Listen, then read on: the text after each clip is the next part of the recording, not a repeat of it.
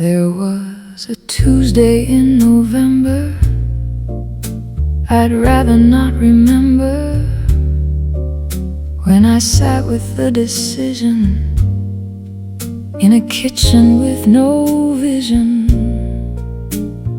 left of why I'd started, left of the open-hearted person who had written that first sketch.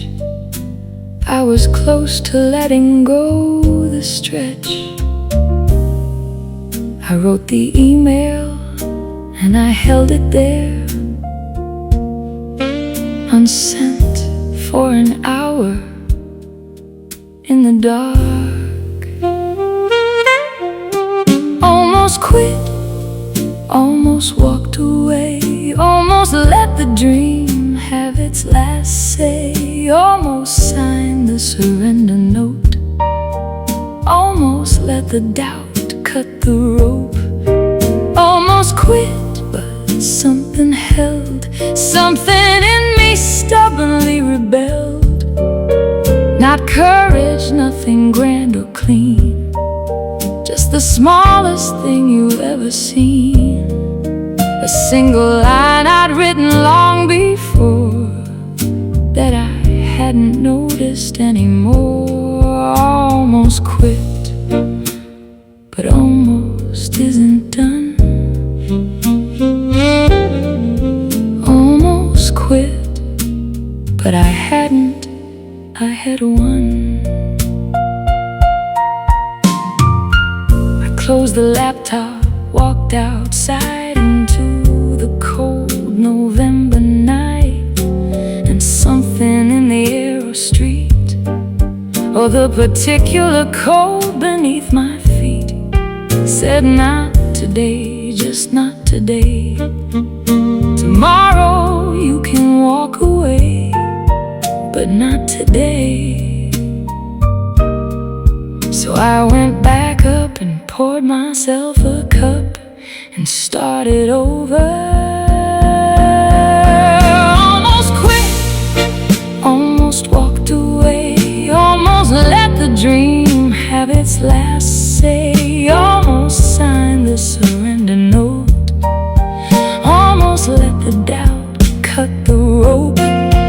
Almost quit, but something held, something in me stubbornly rebelled. Not courage, nothing grand or clean, just the smallest thing you've ever seen. A single line I'd written long before that I hadn't noticed anymore. Almost quit, but almost isn't done. Almost quit, but I hadn't, I had won.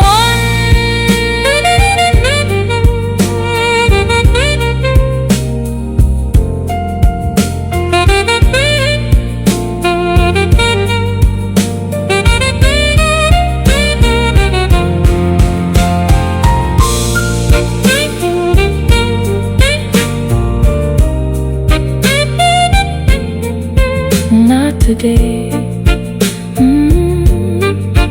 not today.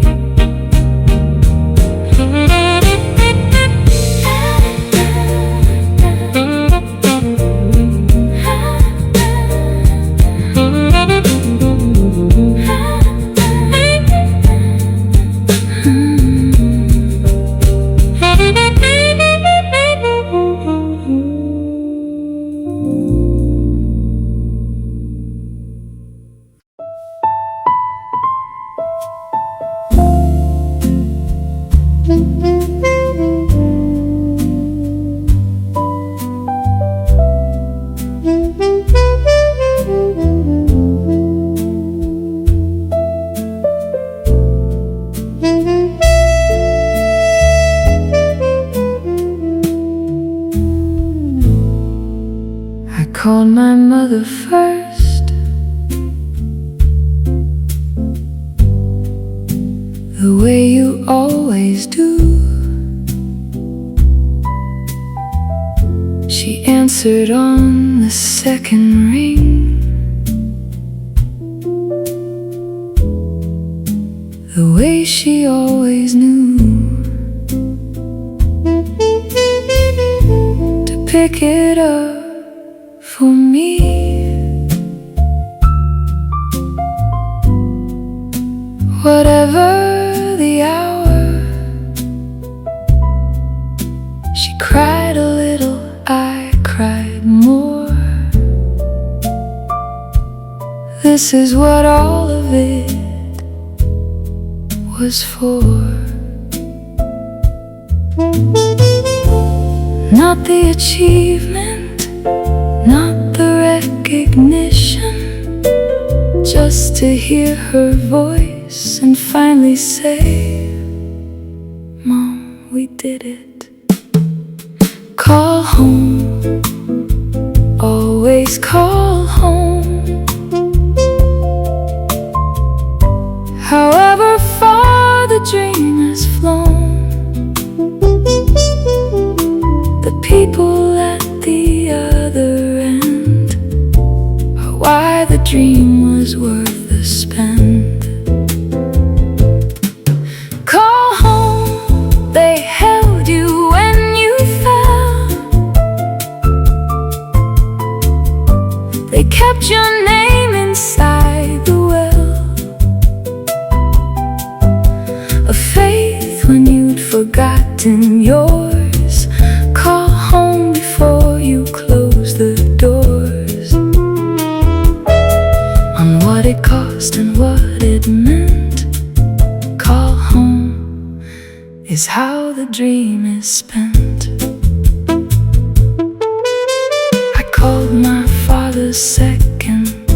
His voice was rough and wrecking with something he was holding in. He said, I always knew, begin again. He said, I knew from when you were 7 with that pen, drawing something on every wall. I always knew you'd make the call. Call home, always call home. However far the dream has flown, the people at the other end are why the dream was worth the spend. Call home, they held you when you fell. They kept your name inside the well of faith when you'd forgotten yours. Call home before you close the doors.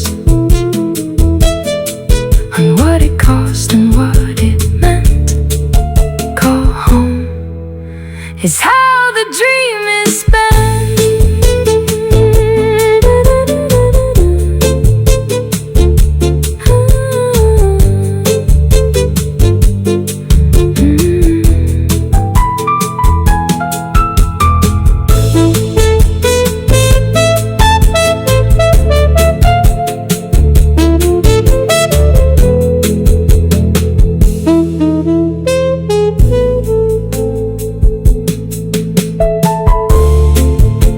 Thank you for waiting.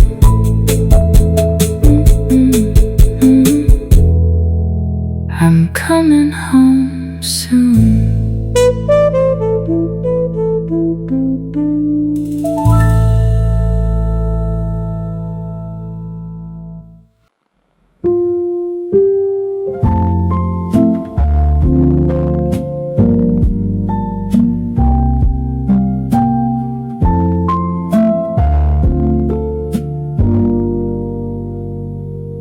I used to spend hours wiping surfaces, chasing particles with a damp cloth, trying to make the world clean, trying to make it stay clean. But last month I stopped, not because I gave up, because I looked at the windowsill one morning and saw a thin layer of gray and I didn't feel panic, I felt peace. The dust settled while I wasn't looking, not with a bang, not with a storm, just a slow, gentle surrender. A soft gray blanket over everything I kept trying to protect.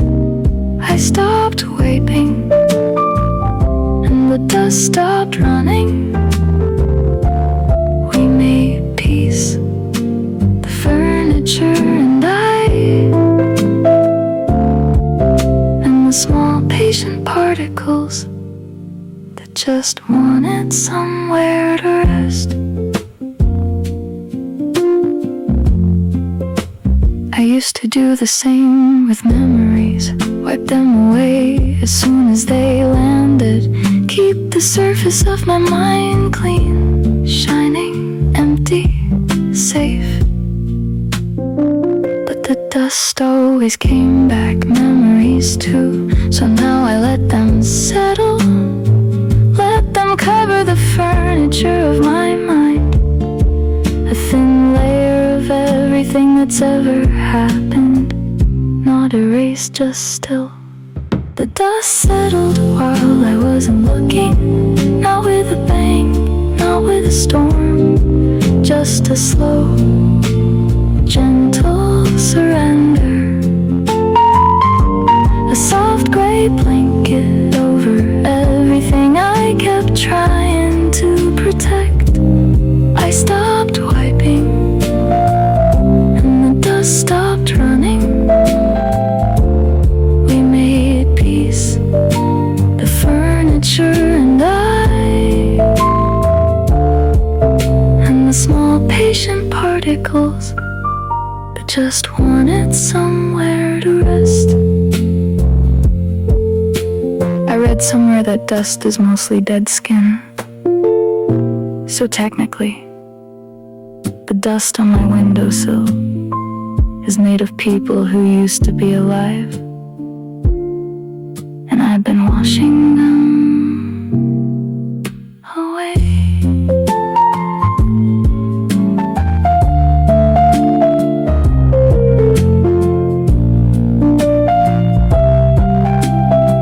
But now I leave them, they've earned their rest, and so have I. The dust settled, and I let it, and for the first time, the room felt like it was breathing with me, not against me. The dust settled while I wasn't looking, a slow, gentle surrender. We made peace, the furniture and I, and the small patient particles that just wanted somewhere to rest, to rest, to rest.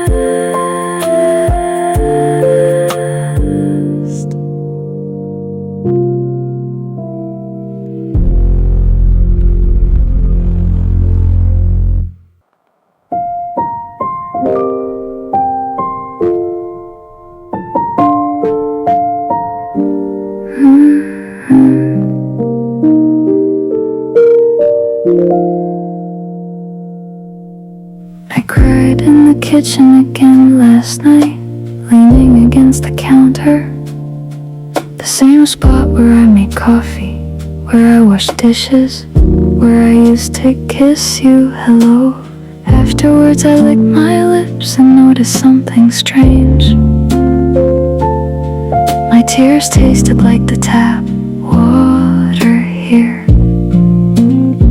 slightly metallic, faintly mineral, nothing special, just the taste of this town, this apartment, this life. My tears taste like the tap water here, not Not salty like the ocean, not sweet like relief. Just the faint, flat taste of a place I've learned to call home. Even though home is where I learn to cry. I've shed so many tears in this kitchen that my body has adapted. The water in the water out, same mineral content, same aftertaste, same sadness, recycled.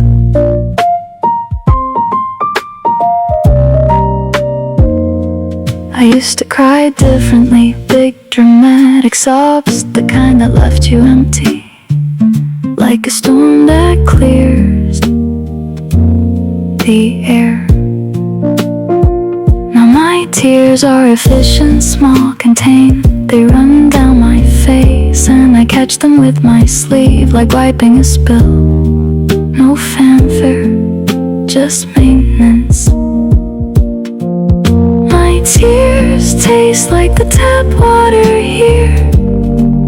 Not salty like the ocean, not sweet like relief. Just the faint, flat taste of a place I've learned to call home.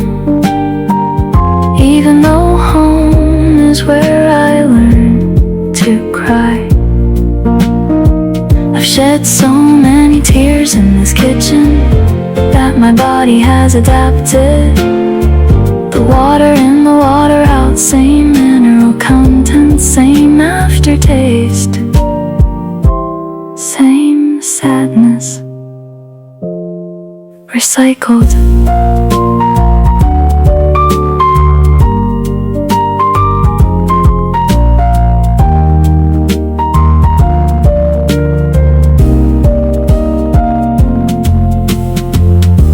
I read somewhere that tears have different compositions. Emotional tears have more protein. Stress tears have different hormones. But mine just taste like the tap. Maybe I've cried so much that my body can't tell the difference anymore. Sadness is just hydration. Grief is just the water bill. And I'm just a faucet dripping into a sink that someone forgot to turn off. My tears taste like the tap water here. The water in the water, same sadness, recycled, recycled. Just the faint, flat taste of a place I've learned to call home. Home.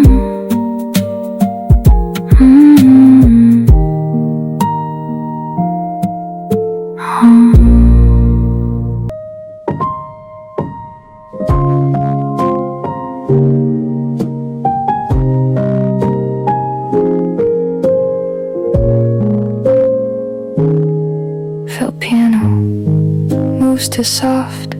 I believed you, not because you were convincing, because I wanted to.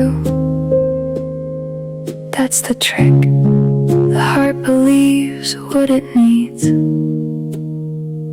not what is true.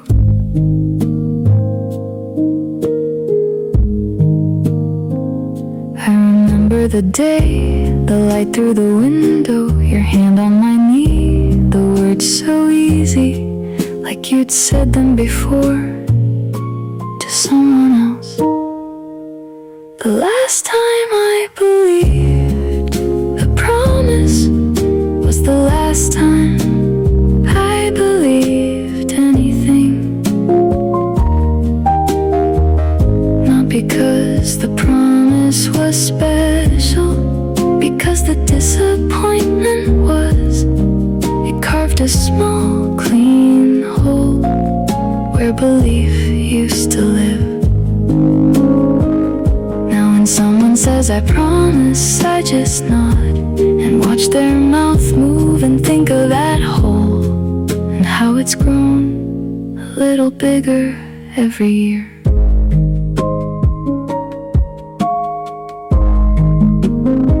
You weren't the first to break a vow, and you won't be the last, but you were the one who taught me not to listen, who taught me that forever is just a word that gets tired like people do.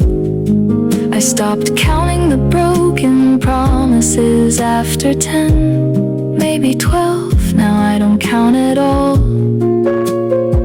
I just assume that words are air, and some air tastes sweeter than others, but it's all just air. The last time I believed a promise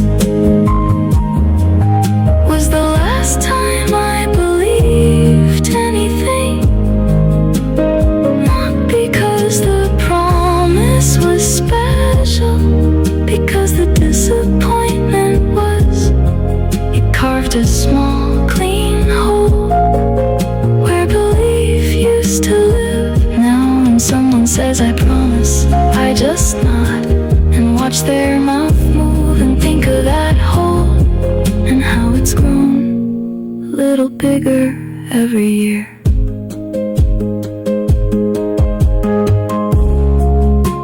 I read somewhere that trust is like a mirror. You can fix it after it breaks, but you still see the cracks.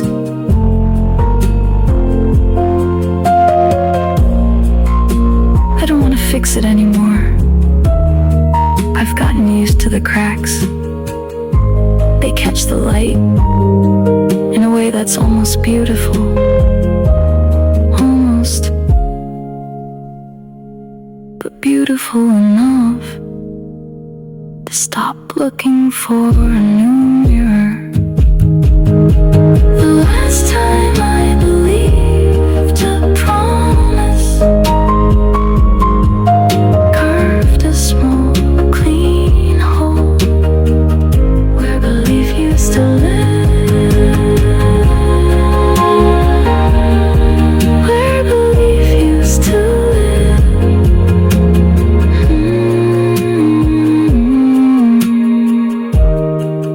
Now when someone says I promise, I just nod and think of that hole.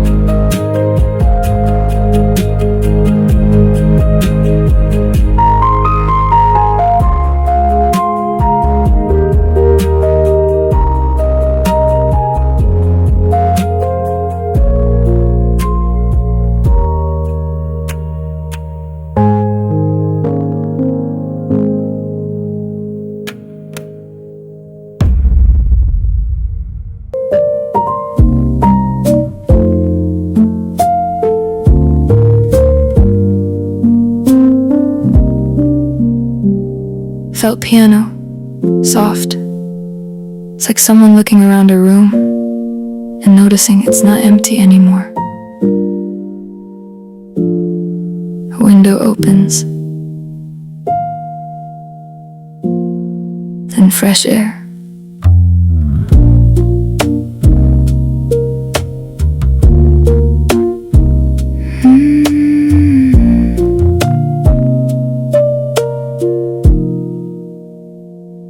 I used to rehearse being alone, practice conversations with myself, plan the evening like a military operation, distraction after distraction, so I wouldn't notice the quiet.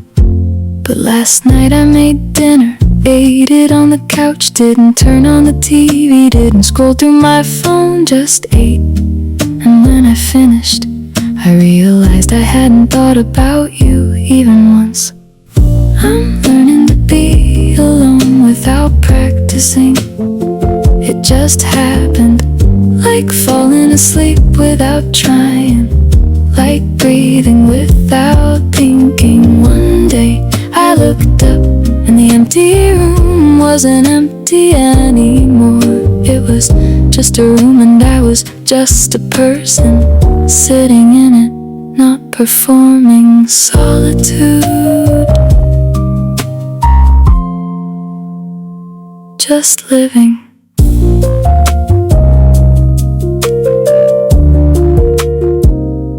I used to keep a list of things to do to fill the hours. Podcasts, playlists, long walks, anything to avoid the silence. But yesterday I sat on the floor for 20 minutes doing nothing. No music, no book, just the hum of the refrigerator and the cat sleeping on the rug. And I wasn't sad, I wasn't lonely, I was just still. And still was enough. I'm learning to be alone without practicing. It just happened, like falling asleep without trying, like breathing without thinking. One day I looked up and the empty room wasn't empty anymore. It was just a room and I was just a person sitting in it, not performing. Solitude, just living.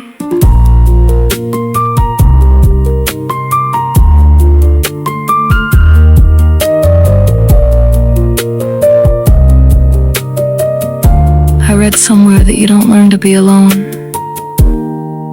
you just forget to miss someone, and then you notice, and by then it's already happened.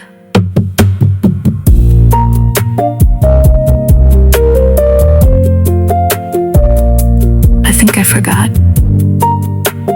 Sometime last Tuesday, between the pasta and the shower, you slipped out, and I didn't notice, because I was too busy making tea for one. I'm learning to be alone without practicing. It just happened, like falling asleep without trying, like breathing without thinking.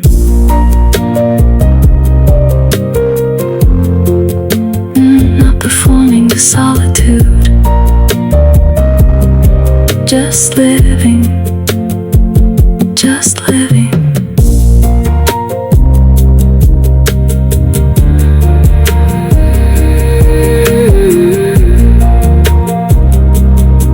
Just living.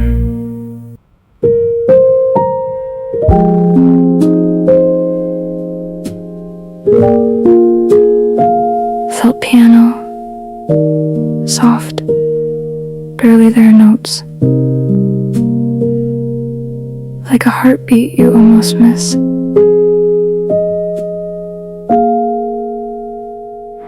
She jumped up at 11 p.m. A small weight on my chest, warm, insistent. She circled twice, then curled into a ball and fell asleep. I had plans, a book to finish, a text to answer, a kitchen to clean, but her breathing slowed, and so did I. The cat fell asleep on my chest. I didn't move, not because I was trapped, because I finally understood that some weights are worth holding, that being still is not wasting time, that a small warm animal choosing to rest on you is a kind of love that doesn't need words. I used to fill every moment with something, anything, to avoid the quiet, to avoid the small dark space. And inside my chest. But last night, with the cat on my sternum and the sound of her breathing, everything else fell away. The regrets, the should-haves, the list of things I'm not, all of it. Lighter than a sleeping cat. The cat fell asleep on my chest. I didn't move, not because I was trapped, because I finally understood that some weights are worth holding, but being still is not wasting time. That a small warm animal choosing to rest on you is a kind of love that doesn't need words.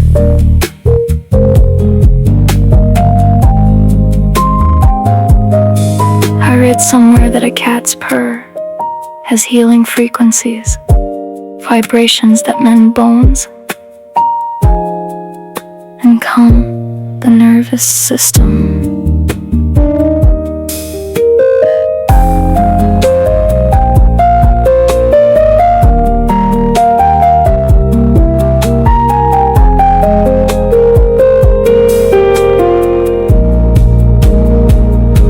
I think she knew that I needed mending, that my bones were tired, that my chest had been empty for too long. So she climbed up and filled it with her small vibrating body. And for the first time in years, I felt held. The cat fell asleep on my chest. I didn't move. Some weights are worth holding. Being still is not wasting time. Small warm animal choosing to rest on you is a kind of love that doesn't need words.